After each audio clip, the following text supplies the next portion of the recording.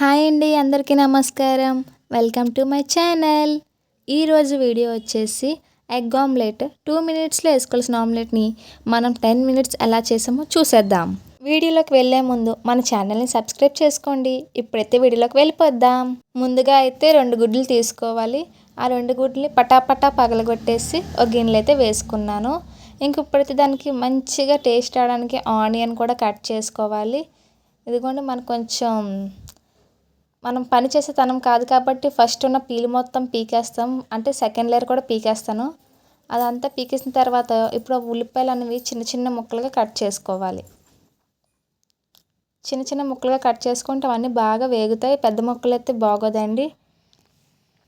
So ఇప్పుడైతే మనం peel మొత్తం తీసి పెట్టుకున్న ఉల్లిపాయని కచ్చగా కట్ చేసుకోండి. ఇప్పుడు దానికోసం మనం ఒక స్టీల్ ప్లేట్ పెట్టి ఉల్లిపాయల్ని కచ్చా కట్ చేసేస్తున్నాము. ఇదిగోండి, ఇలాగైతే ముందు స్లైసెస్గా కట్ చేసుకొని ఆ తర్వాత మళ్ళీ చిన్న చిన్న ముక్కలుగా అయితే కట్ చేస్తున్నాను.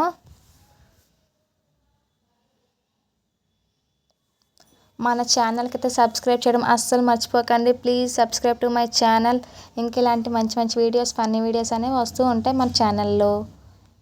కింద పడివిని కూడా ఏరేస్తున్నా. ఇంక ఉల్లిపాయ ఉంది కదా, ఆ ఉల్లిపాయ కూడా కట్ చేసేసుకుందాం. ఎత్తుక్కుంటున్నాను ఎక్కడ పెద్ద ముక్కలు ఉన్నాయా, ఎక్కడ చిన్న ముక్కలు ఉన్నాయా అని. అవన్నీ ముక్కలు మళ్ళీ నీట్గా చిన్న చిన్న ముక్కలుగా కట్ చేసుకుంటున్నాను. నాలాగా ఎవరు కట్ చేయకండి, మీ స్టైల్లో మీరు మంచిగా కట్ చేసుకోండి. నాది కొంచెం వెరైటీ కటింగ్లు అన్నమాట అన్నీ. ఇప్పుడు ఉల్లిపాయలు కోస్తుంటే కొల్లు మండుతుంది, అందుకే కొంచెం పెద్ద ముక్కలు కాస్త వెళ్ళిపోయాను. మీరు మాత్రం చిన్న చిన్న ముక్కలుగా కట్ చేసుకోండి, అప్పుడే ఆమ్లెట్ మంచి టేస్ట్ అనేది వస్తుంది. నాలా పెద్ద ముక్కలు అయితే కట్ చేయకండి. ఇప్పుడు ఇలా కట్ చేసుకున్న ఆనియన్స్ కూడా మనం ఇందాక చితక పెట్టుకున్న గిన్నెలోకి అయితే వేసేయాలి. గుడ్లు చితకొట్టి పెట్టుకున్నాం కదా, ఆ గిన్నెలోకి అయితే వేసేయాలి. ఇప్పుడు ఉల్లిపాయలన్నీ వేసాం కదా, ఇప్పుడైతే ఉప్పు కారం వేసి కలుపుకుందాం. కారం కొంచెం ఎక్కువగా వేసుకుంటానంటే వేసుకోండి, లేదంటే గ్రీన్ మిర్చి అయినా వేసుకోవచ్చు. కారం తగ్గించి గ్రీన్ మిర్చి అయినా వేసుకోవచ్చు. అలాగే సాల్ట్ కూడా వేసుకోండి. ఉప్పు కొంచెం తక్కువ వేసుకోండి, ఎక్కువైతే ఉప్పు కూడా వేసుకొని బాగా కలుపుకోవాలి. ఇదంతా బాగా వీళ్ళ మధ్య అనుబంధం అనేది బాగా ఏర్పడినంత వరకు బాగా కలుపుకోవాలి. గుడ్డు, ఉల్లిపాయ, ఉప్పు, కారం ఇవన్నీ బాగా మంచిగా ఫ్రెండ్షిప్ చేసుకోవాలన్నమాట. సో అలా ఆ ఫ్రెండ్షిప్ వచ్చినంత వరకు బాగా మిక్స్ చేసుకోండి. చూస్తున్నాం కదా, ఇలా బాగా మిక్స్ చేసుకుంటే మనకి ఆమ్లెట్ అనేది దిబ్బగా వస్తుంది. మనం ఎంత బాగా కలిపితే మనకి ఆమ్లెట్ అంత ఫ్లఫీగా వస్తుంది. లేకపోతే ఆమ్లెట్ అంటే ఫ్లఫీగా రాదండి. ఇప్పుడు మనం బాగా గిలక్కొట్టినట్టు బాగా కలిపితే అప్పుడు మనకు ఆమ్లెట్ ఇంకా ఫ్లఫీగా వస్తుంది. ఇప్పుడు ఇలా కలిపి పెట్టుకున్న దాన్ని ఇంకా మిక్స్ చేయాలి, ఎందుకంటే మాకు ఫ్లఫీనెస్ కావాలి కాబట్టి. మీకు ఫ్లఫీనెస్ వద్దనుకుంటే ఏం కలపక్కర్లేదు. ఇప్పుడైతే కడాయి పెట్టుకుని ఆయిల్ వేసేద్దాం. అసలే 2 మినిట్స్లో కంప్లీట్ చేయాలని నేను అనుకుంటే ఆయిల్ కూడా అప్పుడే అయిపోయింది. ఇంకేం చేస్తాం, మళ్ళీ ఆయిల్ ప్యాకెట్ తీసుకొచ్చి ఆయిల్ ప్యాకెట్ని కట్ చేయడం కూడా ఒక వింతే. ఆ కట్ చేయడంలో నేను సూపర్ ఎక్స్పర్ట్. అసలు ఎంత చండాలంగా కట్ చేసాను మీరే చూసేయండి.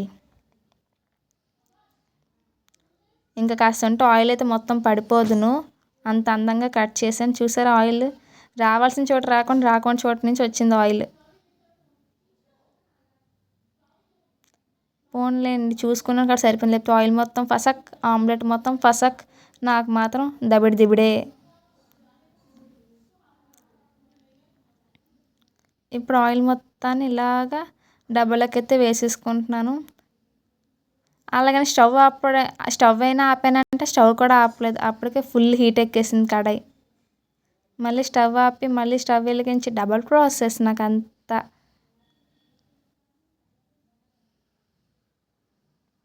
ఇంకా ఆయిల్ అయితే ఇలాగ కంటైనర్లోకి వేసేసుకున్నాను కాబట్టి ఇప్పుడు ఆయిల్ మళ్ళీ వేసుకొని ఇదంతా బాగా కళాయికి పట్టించాలి. మనకు కాస్త తొత్తర ఎక్కువ కదా ఆయిల్, అది ఆల్రెడీ వేడిగా ఉంది. నేను చూసుకోకుండా ఆ చేతులు పెట్టి కలిపేస్తాను, కాలింది చెయ్యి. ఇప్పుడైతే ఆయిల్ హీట్ ఎక్కకుండానే నేనైతే ఆమ్లెట్ వేసాను. మీరు అలాగే వేసుకోకండి, ఆయిల్ హీట్ అయిన తర్వాత వేయండి.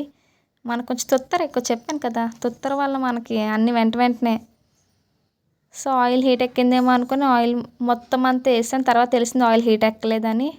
సో మీరు నాలా కాకుండా ఆయిల్ హీట్ అయ్యిందాక ఆగండి, కొంచెం సేపు ఉంచండి, దాన్ని నూనె ఉత్తర పెట్టేసి మీరు వేసేకండి. ఓకేనా? ఇప్పుడు ఇదంతా బాగా స్ప్రెడ్ చేసుకోవాలి మొత్తం.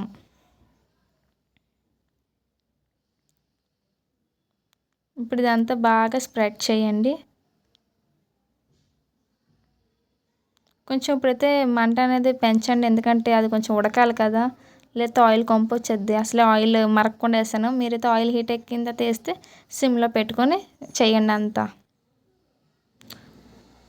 ఇప్పుడైతే ఇది ఉడకడం స్టార్ట్ అయ్యింది. ఇప్పుడైతే మనం ఫ్లాష్ ఆన్ చేయడం గుర్తొచ్చింది. అప్పటిదాకా ఫ్లాష్ ఆన్ చేయడం గుర్తే రాలేదు. సో ఇప్పుడైతే మళ్ళీ మనం ఈ ఆమ్లెట్ మొత్తం బాగా ఉడికించుకోవాలి. ఆయిల్ కొంచెం ఎక్కువైనట్టు ఉంది, ఆయిల్ పక్క నుంచి వచ్చేస్తుంది. పోన్లేండి, ఆమ్లెట్ వండాలి. మనం చేసే ప్రతి వంటకి కొంచెం ఎక్కువ డిసడ్వాంటేజెస్ అయితే ఉంటాయి అడ్వాంటేజెస్ కన్నా. సో చూద్దాం ఇప్పుడు ఆమ్లెట్ ఎలాగ వస్తుందో. సక్సెస్ఫుల్గా ఆమ్లెట్ చిరగకుండా వస్తుందా లేకపోతే చిరుక్కొని వస్తుందో చూసేద్దాం. ఇప్పుడైతే ఇలా ఉడికిందని ఇప్పుడు పెద్ద మంట మీద తిప్పియాలి.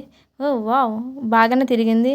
ప్లేట్లోకి వచ్చినప్పుడు జాగ్రత్తగా వస్తే చాలు, లేకపోతే మొత్తం ఆమ్లెట్ ఫసక్ ఈ సైడ్స్ అంటుకున్నది కూడా తీసేసి నీట్గా ఆమ్లెట్ మొత్తం ఫ్రై బాగా కాలనివ్వండి.